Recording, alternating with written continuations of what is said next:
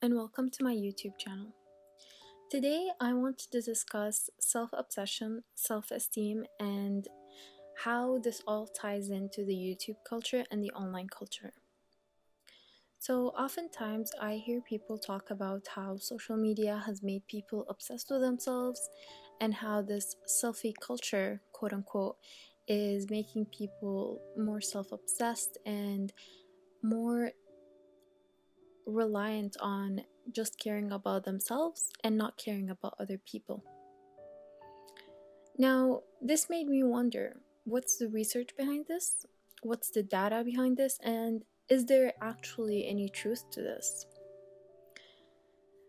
Now, to answer this question, we have to go back to 1980, is where John Vasconcelos enters the picture. He was a politician and he had read some research about how self-esteem was correlated to positive life outcomes. And in his head, he made the correlation between self-esteem and positive life outcomes into a causation. He pushed this notion with his work and he formed projects and worked on pushing this idea that the higher the self-esteem, the higher and the better a life outcome will be in the future. Now, as we all know, John made a very big mistake, and this is the first rule of statistics, which is correlation does not mean causation. This whole self-esteem phenomenon was dubbed the self-esteem craze. This was where children were always told that they were special, that they were unique, and they could do anything and everything they wanted if they just had enough self-esteem. This can be also seen when people were giving out things like participation medals. You can imagine if a child was always told that they were special and they were unique, they would grow up with that mentality of them thinking that they are God's gift to earth, that they were this special human being who was meant to do great things. Now, in 2020, we can see the virality of things like YouTubers and bloggers who literally make a living by staring at themselves on the screen and talking about their lives all day long. It's a little funny, to be honest, how one man's journey, let's say, in the 80s turned into a whole thing in 2020. So, for today, I have two theories that I'm gonna talk about to discuss this whole self-obsessed culture. The first one is called the attribution theory. This theory it discusses how people explain the causes of behavior. And to specify a little bit more, we're gonna specifically be talking about the locus of control.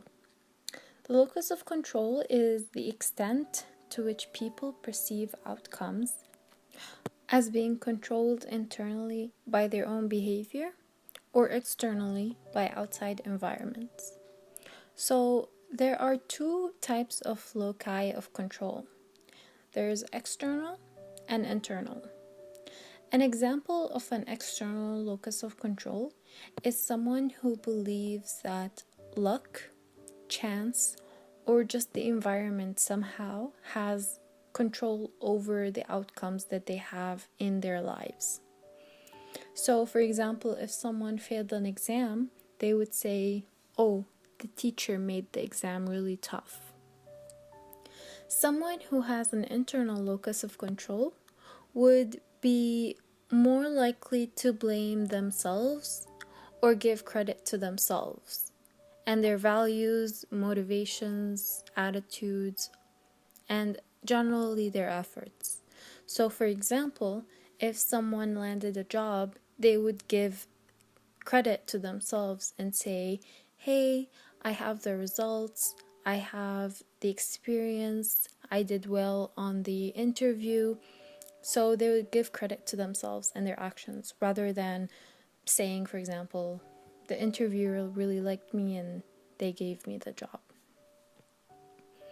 So in this case, bloggers and YouTubers, for example, are more likely to have an external locus of control because they grew up in that self-esteem craze era where they were always told that they were unique since they were very young, and they really didn't have control over their uniqueness or their specialty. It just sort of was there since they were born, and so they don't really develop any sort of a sense of control over it. A lot of them also, you can see, expect things just because. There was a story about this YouTuber who was expecting a free room from a hotel just because she was a YouTuber and she had a couple of thousand followers. And when she was refused, like a normal person, since, she should pay, she threw a fit. And it was really interesting to see that since she felt so entitled to that room, even though she wasn't providing any compensation for the hotel, she still felt entitled. And that's, to me, is very interesting. And this shows how much they expect from the environment around them without actually having to put the effort in. So that's the locus of control, attribution, and all that good stuff. My next theory is going to talk about false uniqueness effect. Now, this theory is perfect for this situation because it literally explains itself. So the false uniqueness effect is the tendency to underestimate the commonality of one's abilities and one's desire or successful behavior. So this happens a lot in self-obsessed people who think their abilities are more unique than they actually are. If someone thinks they have a skill, that's not actually that rare. And this, for example, can be seen in, I can think of beauty gurus, especially those on Instagram, who think they're very special, but they're not. I'm not trying to be mean, but I mean, it's the same brown eyeshadow blended in the same way with the same cut crease, using the same Kylie lip kit, and having the same lips in terms of size and shape. Their skills are not really that unique. So it's quite interesting. This also shows us how important it is to be able to understand research and use it appropriately.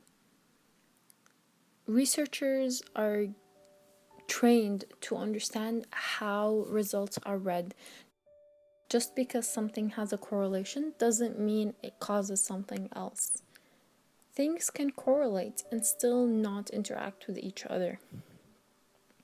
And actually, this made researchers look into what exactly results in having a positive life outcome.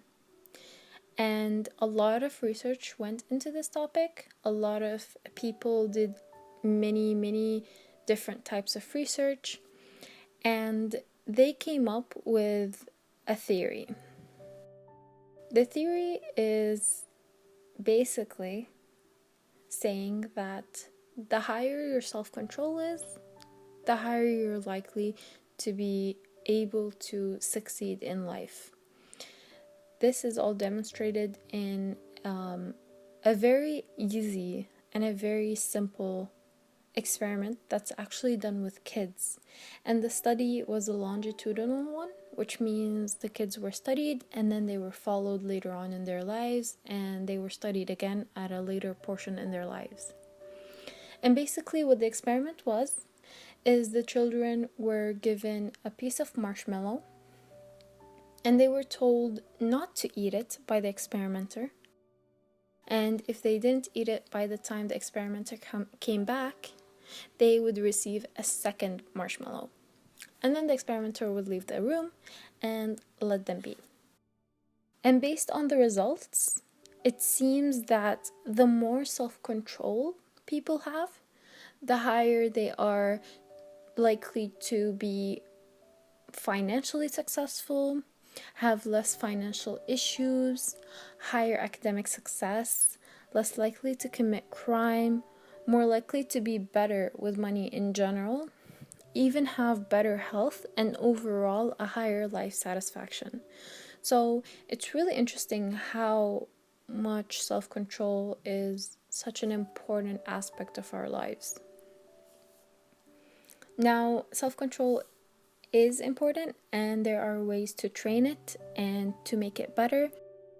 If you're one of those people who really can't help but binge a whole series on Netflix when you have exams, you might want to start thinking about how you can train yourself to really control yourself and not sit all day in front of the TV and just watch those things, because I know they are addicting. I've fallen to the trap of sitting there and just guiltily watching a Netflix series while I have an exam the next day, but you need to be aware that it's not a lost cause. You can always train yourself to have better self-control. It's really important for you to have a successful life and for you to be able to control your own life and your own destiny.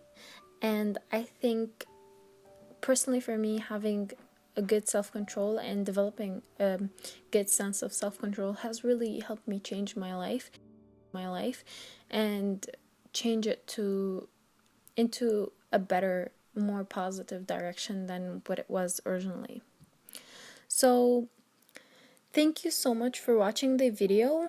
If you want to learn more about these theories, or you want to see the research behind my points or anything like that, please feel free to visit the link in the description.